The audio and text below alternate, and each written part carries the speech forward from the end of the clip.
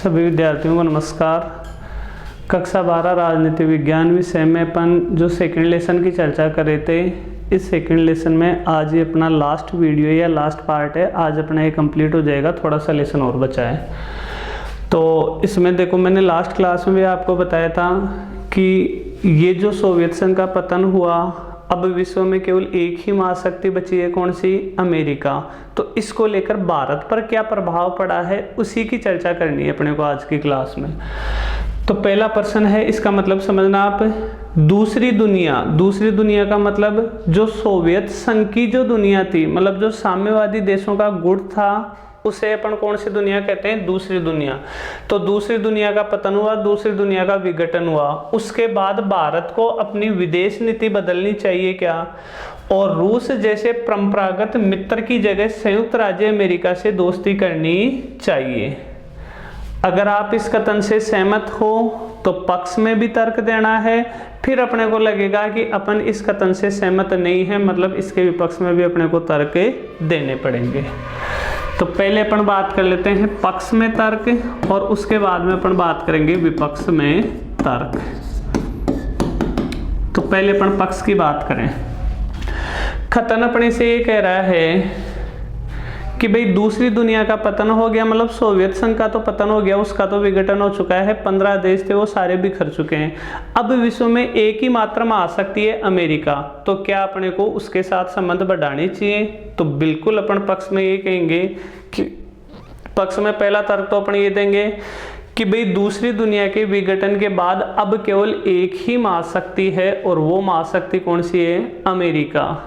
और महाशक्तियों से कभी ज़्यादा दूरी भी नहीं रहनी चाहिए, क्योंकि महाशक्तियाँ ही तो कभी ना कभी अपने काम में आ सकती हैं। तो पहला तर्क तो अपन ये लिखेंगे, दूसरी दुनिया के पतन के बाद अब विश्व में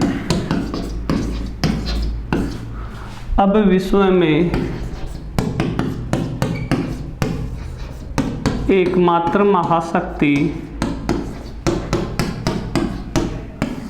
अमेरिका है। अगर वो एक ही महाशक्ति है तो उससे अपने को संबंध बढ़ाने चाहिए। अतः अमेरिका से हमें संबंध बढ़ाने चाहिए। दो तो अपन पक्ष में तर्क देंगे, दो विपक्ष में तर्क देंगे। तो एक तो पक्ष में ये हो गया। दूसरा सुनना, चाहे परमाणु हथियार ले लो, चाहे और कोई से अस्त्र शस्त्र ले लो, इन मामलों में जो अमेरिका के परमाणु हथियार हैं, अमेरिका के अस्त्र शस्त्र हैं, वो दुनिया के सबसे बेहतर अस्त्र शस्त्र हैं। तो अगर उससे अपन दोस्ती करेंगे अमेरिका से, तो कभी ना कभी अपने को परमाणु हथियारों से संबंधित या अन्य हथियारों के संबंध में क्या मिलेगी? मदद मिलेगी।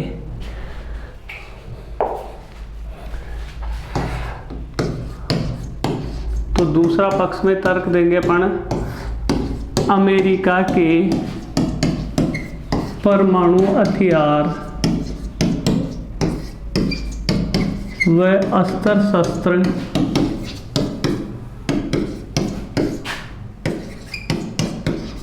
दुनिया में सबसे बेहतर हैं।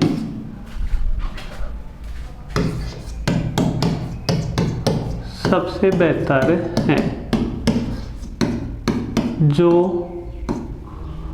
सबसे बेहतर है। अतः ये प्राप्त करने के लिए क्या करना पड़ेगा भाई? किससे संबंध बढ़ाने पड़ेंगे? अमेरिका से संबंध बढ़ाने पड़ेंगे। अमेरिका से संबंध बढ़ाने होंगे। दो तो अपन ने पक्ष में तर्क दे दिए, और दो अपन विपक्ष में तर्क देंगे। किसके विपक्ष में तर्क देंगे? देखो क्वेश्चन में लिखा हुआ था कि अमेरिका से अपने को संबंध बढ़ाने चाहिए और सोवियत संघ से संबंध कम करने चाहिए, जबकि वास्तव में आज तक का इतिहास अपन देखें तो तकनीक के मामले में, हथियारों के मामले में अपनी सबसे ज़्यादा मदद की है किसने? सोवियत संघ ने। और आज अपन मानते हैं रूस, मान लो सोवियत संघ की जगह अपन क्या मानेंगे? रूस मानेंगे, क्योंकि सोवियत संघ के पतन के बाद उसका सबसे बड़ा उत्तराधिकारी कौन हुआ? रूस। तो इन सब मामलों में अपनी सबसे ज़्यादा मदद किसने की है? रूस ने की है। रूस ने अपने को हथियार ही उपलब्ध नहीं करवाए बल्कि तकनीक भी उपलब्ध करवाई। देखो इसका मतलब समझना, हथियार तो कोई उपलब्ध करवा दे, लेकिन बहुत बड़ी बात है कि वो अपने को क्या उपलब्ध करवा दे? टेक्नोलॉजी।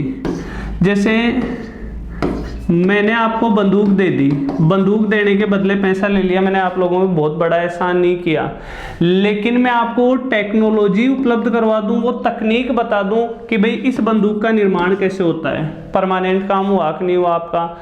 तो वैश्विक संबंधों में ज़्यादातर क्या होता है कि हथियार तो उपलब्ध करवा देता है कोई भी देश, लेकिन उसको बनाने की जो टेक्नोलॉजी है ना वो उपलब्ध नहीं करवाता। जबकि रूस ने तो अपने को बहुत बार क्या उपलब्ध करवाई है?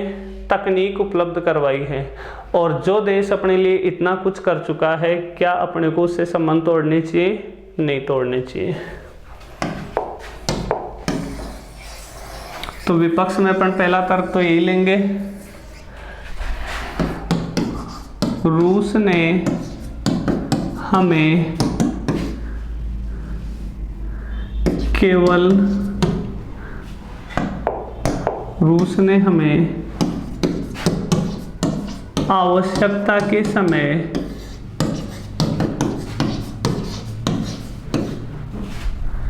ना केवल हथियार उपलब्ध करवाए, ना केवल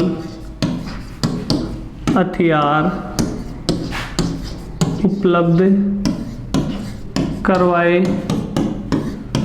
बल्कि क्या उपलब्ध करवाई? तकनीक भी उपलब्ध करवाई। एक तो रूस का ये बहुत बड़ा एहसान है।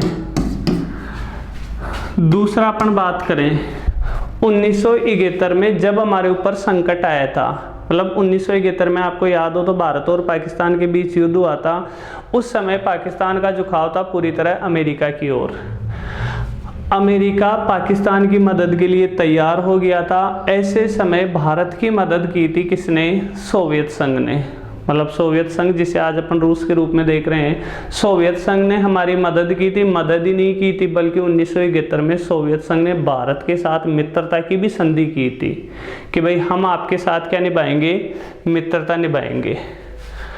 तो दूसरा अपन कारण ये बता देंगे 1971 में रूस ने, हालांकि उस समय रूस ना होके क्या था? सोवियत संघ था। रूस ने भारत के साथ मित्रता संधि की थी। तो ये दो तर्क दे दिए अपन ने विपक्ष में। इसी के साथ अपना आंसर कंप्लीट। आगे एक क्वेश्चन की ओर अपन चर्चा करेंगे, वो क्वेश्चन लिख देता हूं मैं बोर्ड पे। भारत जैसे देशों के लिए सोवियत संघ के विघटन के क्या परिणाम हुए? अगला क्वेश्चन है, भारत जैसे देशों के लिए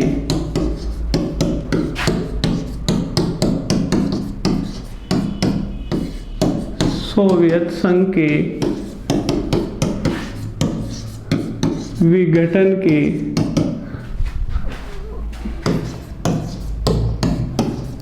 क्या परिणाम हुए? ध्यान रखना क्वेश्चन तो अपने लास्ट में ये जैसे देशों, ये लिखा हुआ नहीं है ना तो भी आंसर वही होगा। मतलब क्वेश्चन क्या हो जाएगा कि भारत के लिए सोवियत संघ के विघटन के क्या परिणाम हुए, तो वो समझना। कुछ परिणामों की अपन चर्चा करेंगे। तो एक तो अपन देख सकते हैं, आपको पता होगा कि भारत कैसा देश है? एक शांति प्रिय देश है। भारत कैसा देश है? एक शांति प्रिय देश है। जब विश्व में दो गुटों के बीच संघर्ष चल रहा था, मतलब अमेरिकी गुट और सोवियत संघ गुट। उस समय भी भारत किसी गुट में शामिल नहीं हुआ था और भारत ने दोनों गुटों से अलग रहते हुए गुट निरपेक्षता की नीति अपनाई थी। मतलब भारत का एक ही मकसद था कि विश्व में शांति की स्थापना हो और संघर्ष की समाप्ति हो। जैसे ही एक गुट समाप्त हुआ, इसका मतलब अब गुट तो क्या हो गए, समाप्त। तब भारत को एक तो आशा ये जगी कि अब दुनिया से संघर्ष और तनाव क्या होंगे, समाप्त होंगे। तो पहला परिणाम तो क्या लिखेंगे अपन,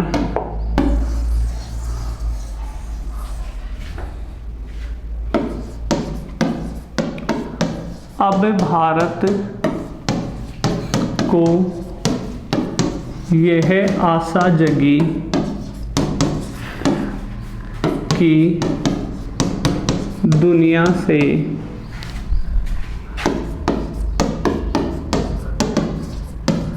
संघर्ष व तनाव समाप्त होंगे तथा दुनिया में किसकी स्थापना होगी, शांति की स्थापना होगी।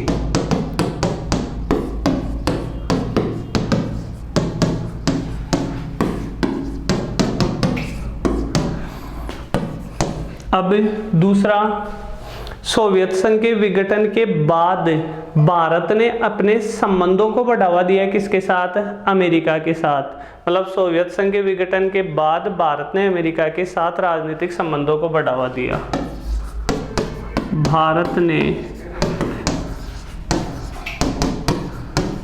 अमेरिका के साथ राजनीतिक, पूरा ही लिख देते हैं ये, कौन से संबंधों को,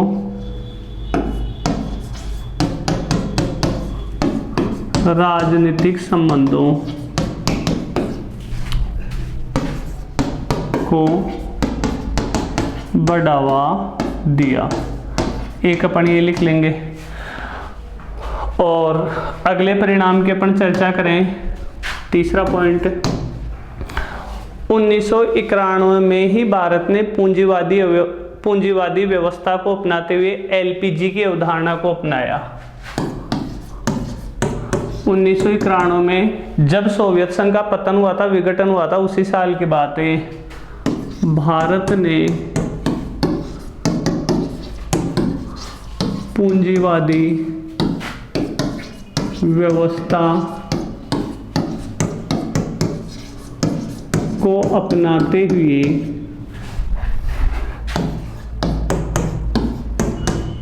एलपीजी की अवधारणा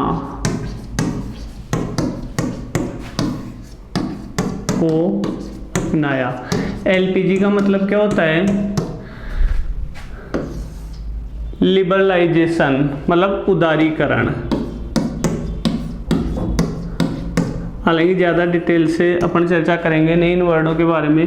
पी का मतलब होता है प्राइवेटलाइजेशन, मतलब प्राइवेट सेक्टर में चीज़ों को सौंपना, मतलब निजीकरण। जी का मतलब होता है ग्लोबलाइजेशन, मतलब वैश्वीकरण, विश्व के साथ जुड़ाव करना। ये व्यवस्था भारत ने अपनाई थी कब, 1991 में। और लास्ट अपन बात करें, भारत ने अपनी विदेश नीति के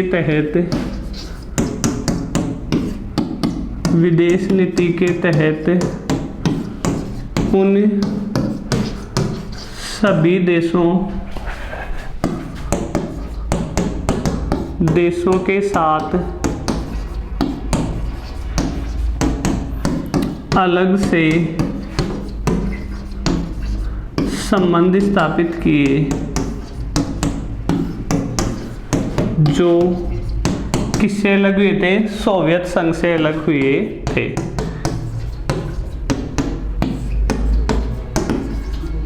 सोवियत संघ से अलग हुए थे।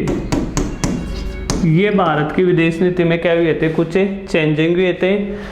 लास्ट क्लास में मैंने आपको बताया था कि भाई ये जो दूसरा लेसन है थोड़ा सा ये पढ़ना बाकी है, जो 15-20 मिनट के लगभग अपन कर लेंगे। और अब ये दूसरा लेसन अपना क्या हो चुका है, कंप्लीट हो चुका है।